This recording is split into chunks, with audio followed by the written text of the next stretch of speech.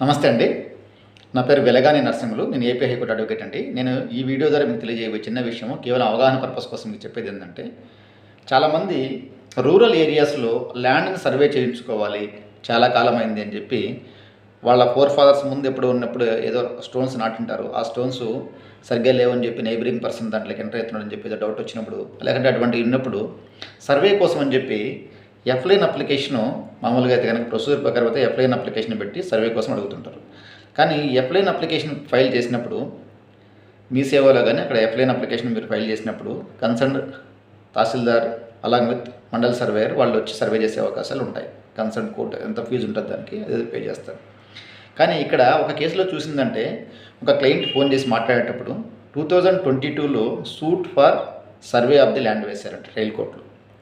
అంటే కనుక వీళ్ళకు డిక్లరేషన్ సూటు ఇంకోటో పెండింగ్ ఉంటే కనుక ఆ పెండెన్సీ సూట్లో కనుక సర్వే కోసం అడిగితే కనుక అది వేరే విషయం. లేకుంటే సూట్ డిక్లేర్ అయిన తర్వాత డిక్లరేషన్ సూట్ క్లియర్ అయిపోయిన తర్వాత మళ్ళీ సర్వే కోసం వెళ్ళటంటే కనుక ఓకే.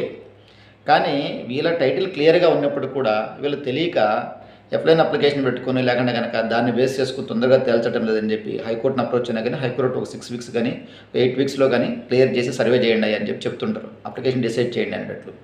కానీ అది తెలియక సూట్ వేయటం వల్ల గవర్నమెంట్ అథారిటీస్కి సిపిసి అంటే సివిల్ ప్రొసీజర్ కోడ్ ద్వారా వాళ్ళకి నోటీసులు పోయి అంటే టైం లిమిటేషన్ ఉంటుంది. మరి ఈ టైం లిమిటేషన్ ద్వారా నోటీసులు పోయి మళ్ళీ అడ్జర్న్మెంట్ అయ్యి ఇప్పటికి 3 ఇయర్స్ అయింది.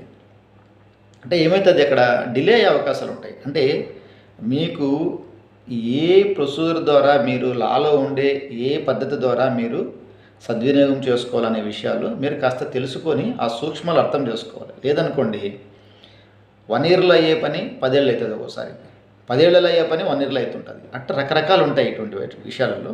కాబట్టి మీకు తెలిసిన వారిని మీకు నమ్మకంగా ఉండే లాయర్ల దగ్గరికి వెళ్ళి కూర్చొని లేకుండా కనుక మీరు ఓన్గా అయినా సరే వద్దైనా సరే లీగల్ అడ్వైస్ తీసుకొని మెలకువలు ప్రదర్శించుకొని ఇటువంటి విషయాల్లో తొందరగా న్యాయం పొందేదానికోసం ప్రయత్నం చేయాలని చెప్పి పర్టికులర్గా మధ్యతరగతి కుటుంబాలు కోర్టులకు వచ్చి న్యాయ వ్యవస్థ చుట్టూ తిరిగి డబ్బులు వెచ్చించలేరు. కాబట్టి ఇటువంటి వీడియోలు విని కనీసం కాస్త అవగాహన తెచ్చుకుంటారనే ఉద్దేశంతో మాత్రమే ఈ వీడియో ద్వారా మీకు తెలియజేస్తున్నాను. కేవలం అవగాహన పర్పస్ కోసం మాత్రమే వీడియో ద్వారా తెలియజేస్తున్నాను. నమస్తే అండి. నా పేరు వెలగాని నరసింహులు. నేను ఏపీ హైకోర్టు అడ్వకేట్ అండి. ఉంటానండి.